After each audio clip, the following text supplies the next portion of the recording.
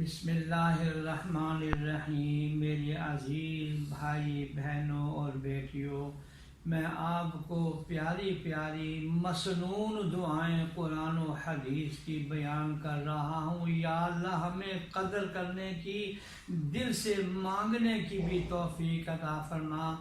آج میں آپ کو ایک عظیم دعا بیان کرنے لگا ہوں جو عرش معلیٰ میں معراج کی شب جب حضرت صلی اللہ علیہ وسلم تشریف لائے اور واپسی میں بیت المعمور اپنے دادا جان حضرت ابراہیم خلیل اللہ سے ملاقات ہوئی تو حضرت ابراہیم نے کہا کہ میری طرف سے اپنی امت کو سلام بھی پہنچاؤ اور ایک تحفہ بھی لے کر جاؤ۔ جب جناب رسول اللہ صلی اللہ علیہ وسلم عرش معلیٰ سے واپس مکہ مکرمہ میں پہنچے ہیں تو صحابہ کرام رضوان اللہ تعالی علیہم اجمعین سے فرمانے لگے، میں عرش معلیٰ سے ایک تحفہ لایا ہوں، میں اپنے دادا جان حضرت ابراہیم خلیل اللہ کی طرف سے امت کے لیے ایک تحفہ لایا ہوں۔ پھر فرمایا ایسا تحفہ لایا ہوں جو تمہاری 99 حاجات کو پورا کرنے والا ہے۔ اور پھر یہ فرمایا 99 حاجات میں سب سے کم درجے کی جو تمہاری حاجت پوری ہوگی وہ ہم کو ختم کر دے گا۔ ہم کا معنی ڈکشنری میں آتا ہے وہ صدمہ جو انسان کو پگھلا کے رکھ دیتا ہے۔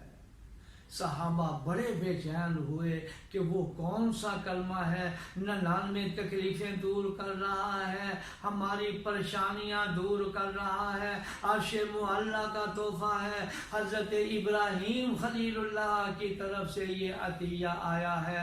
تو جناب رسول اللہ صلی اللہ علیہ وسلم نے صحابہ کرام سے فرمایا وہ کلمہ ہے لا حول ولا قوت الا باللہ، لا حول ولا قوت الا باللہ، جس کا معنی یہ ہے کوئی بھی گناہوں سے بچنا سوائے اللہ کی مدد کے ہمارے بس میں نہیں، اور کسی نیکی کا کرنا بھی سوائے اللہ کی مدد کے ہم کچھ نہیں کر سکتے۔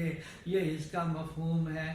میرے بھائی بہنوں اور بیٹیوں، خدا را اس وظیفے کو معمول بنائیں اور کم از کم 100 مرتبہ، ایک مرتبہ پہلے درود شریف پڑھ لیں، 100 مرتبہ یہ پڑھیں، پھر آخر میں درود شریف پڑھیں۔ ہمارے اکابرین اور مشائخ نے لکھا ہے کہ مصلی بچھا کر قبلہ رخ ہو کر خوشبو لگا کر یہ 100 مرتبہ پڑھنے کے بعد جو بات بھی اللہ سے منوانا چاہتے ہیں منوا لیں۔